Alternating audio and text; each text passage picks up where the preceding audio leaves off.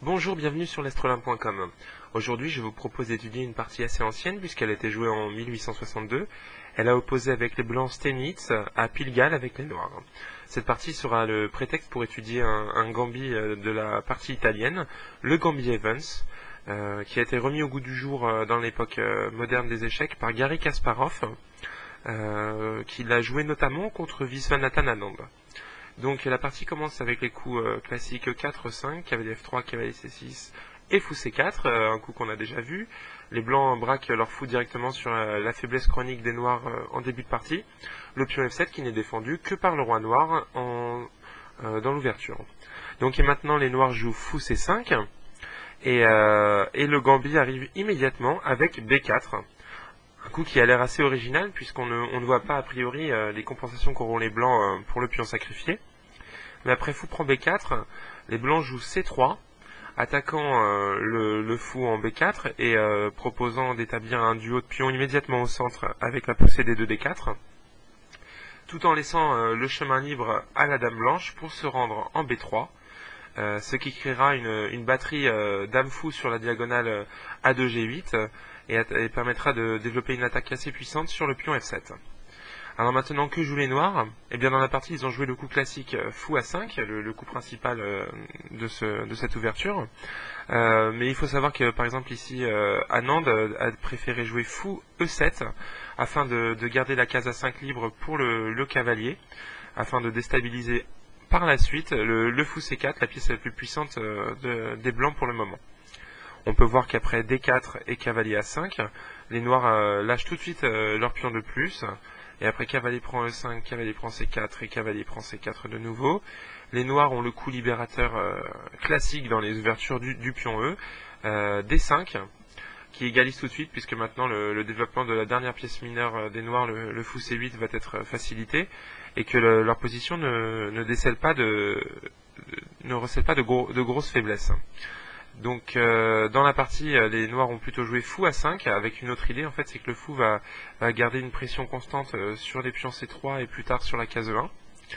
Et après petit roc et cavalier F6, les blancs ont joué D4.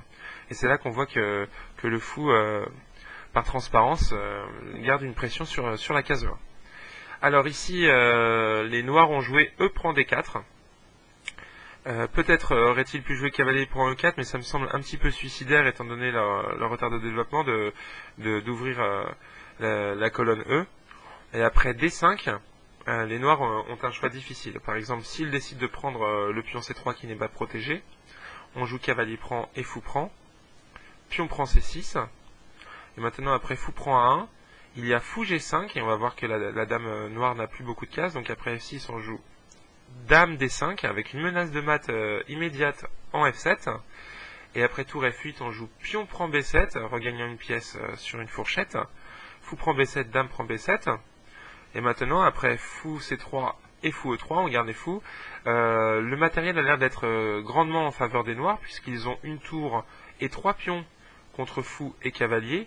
Mais en fait, le facteur principal, c'est la faiblesse du roi noir qui n'a plus d'abri, ni à l'aile dame, ni à l'aile roi. Et il y a plusieurs pions faibles, notamment le pion H, et une dame blanche qui est très mobile, qui va pouvoir revenir directement sur E4 pour attaquer H7 et se transférer sur l'aile roi, avec une très forte attaque. Les blancs ont ici en fait un grand avantage. Et sur D5, si les noirs jouent cavalier E7, on peut prendre simplement en E5, et après petit roc et dame F3, les blancs ont une forte attaque. Je peux vous montrer quelques variantes, alors bien sûr ce n'est pas exhaustif, mais voilà ce qui peut se passer. Par exemple, il y a cavalier prend C3, cavalier prend C3 et D6. Voilà l'idée du coup cavalier prend C3 des noirs. En fait, c'est qu'ils viennent de donner une pièce en C3, mais le cavalier en E5 n'a plus de case. Maintenant, on va jouer fou A3, et après D prend E5, et il y a une forte pression sur la diagonale A3, F8. On joue simplement cavalier E4, et les blancs ont une bonne compensation pour le matériel sacrifié. Par exemple, sur tour E8, pour déclouer le cavalier, il y a cavalier G5, avec une forte pression sur le pion F7. Et maintenant, on est obligé de jouer cavalier F5 pour la diminuer. Et après cavalier F5, il y a dame H5, avec une pression renouvelée et une pression en H7, cavalier H6 est forcé, D6 avec maintenant une ouverture du fou sur la case F7, dame D7, Fou prend F7, on sacrifie le cavalier, le fou, pardon.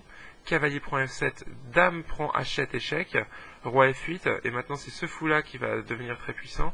Après D prend C7 échec, l'attaque des blancs est en fait mortelle. Voilà pourquoi dans la partie après D4, les noirs ont joué E prend D4. Et ici, Stenitz a joué un coup très important pour profiter de son avance de développement et rendre son jeu cohérent. Il bloque le roi adversaire au centre en jouant fou à 3. Et maintenant, l'attaque va se monter directement sur le roi noir. Alors maintenant, les noirs jouent un coup très logique, puisque leurs deux soucis sont, premièrement, la sécurité du roi noir, et deuxièmement, le développement de leur aile-dame. Ils jouent D6, un coup qui essaie de résoudre les deux problèmes à la fois. Et Stenitz continue avec un coup très énergique, E5, il sacrifie un troisième pion pour réouvrir la diagonale du fou et gêner le roi noir. Les noirs ont pris avec le pion. Alors s'ils avaient pris avec le cavalier, l'attaque des blancs n'était pas diminuée. Après cavalier prend pion prend encore en D4 en essayant d'ouvrir le jeu au centre. E4 pour essayer de le maintenir un minimum fermé. Et après dame B3 et dame D7 pour contrôler un peu la case F7. On joue simplement le cavalier en C3 et on va voir que les noirs n'ont pas du tout résolu leur problème. Leur aile-dame est toujours complètement vissée, tandis que le roi est bloqué au centre. Voilà, donc dans la partie, Pilgal a préféré prendre avec le pion, et après dame B3 et dame D7, il a joué tour E1, augmentant maintenant la pression sur le roi en menaçant d'ouvrir la colonne E. Maintenant il y a deux diagonales qui sont prises par les blancs et une colonne. Et donc il faut absolument garder cette colonne fermée pour les noirs, sinon c'est la fin. Alors, ils ont joué dame F5, laissant le pion F7 en prise. Mais s'ils avaient tenté de jouer E4, c'est en fait une fuite en avant. Maintenant, les blancs jouent cavalier G5 avec une nouvelle pression sur le pion E et une pression accrue sur le pion F7.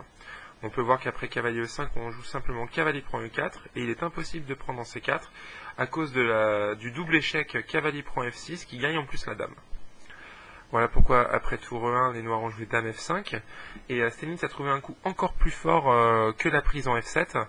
Il a simplement joué fou B5, clouant le cavalier en C6 et menaçant de gagner la dame avec tour prend E5.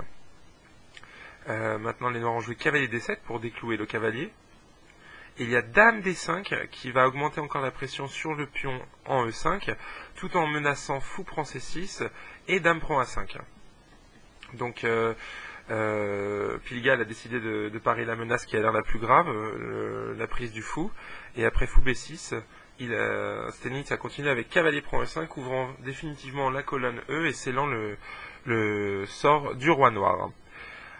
Maintenant, Pilgal a joué cavalier E7, permettant à Stenitz de finir avec vraiment panache.